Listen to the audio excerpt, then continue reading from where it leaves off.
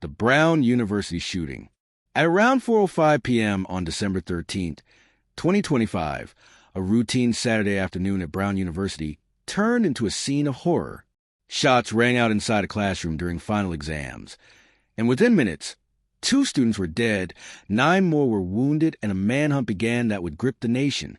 But as investigators pieced together the timeline, confusion, conflicting statements, and unknown motives turned this case into more than just another mass shooting.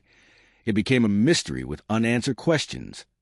Brown University, one of the United States' oldest and most prestigious Ivy League institutions, located in Providence, Rhode Island, is usually calm, cultured, and academically driven.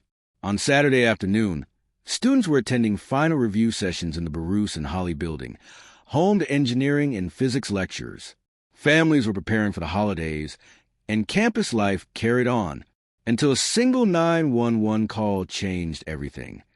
The first reports came in at approximately 4:05 p.m., shots fired inside a classroom. 911 dispatchers alerted police to an active shooter on campus and instructed students and staff to lock doors, silence phones, hide, or run if safe to do so.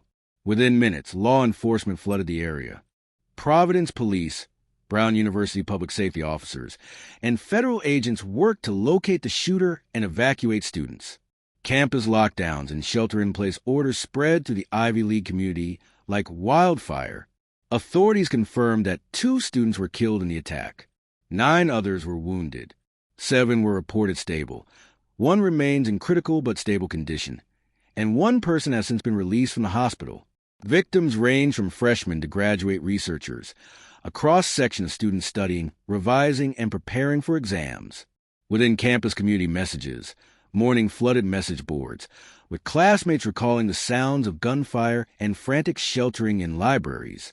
Early reports suggested a suspect had been detained, but those statements were quickly retracted.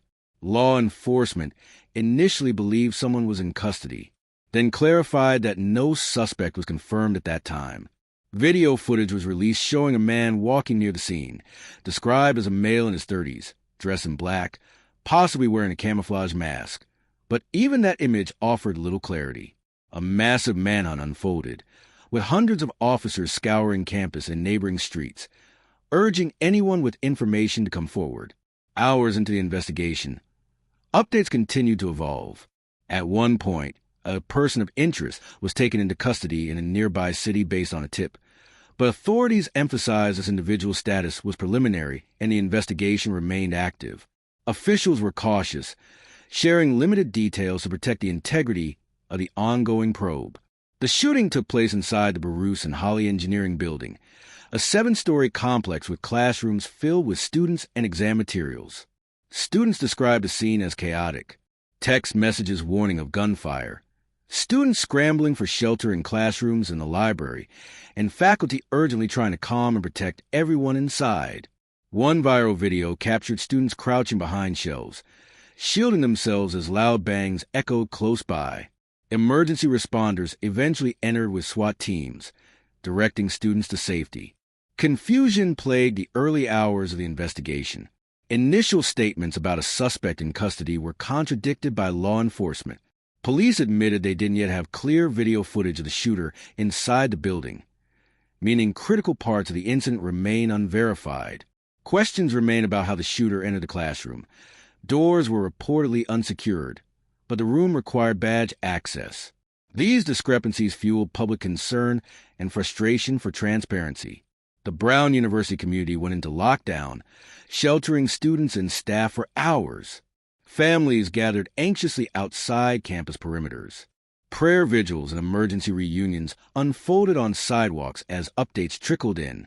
Providence officials, Brown leadership, and local government expressed sorrow and pledged cooperation with investigators. President Christina Paxson called it a deeply tragic day and emphasized support for victims and families. This incident shocked the nation. It was one of the first active shooter events at an Ivy League campus. While overall U.S. mass shootings have fluctuated this year, campus shootings remain a concern for student safety and gun policy debates.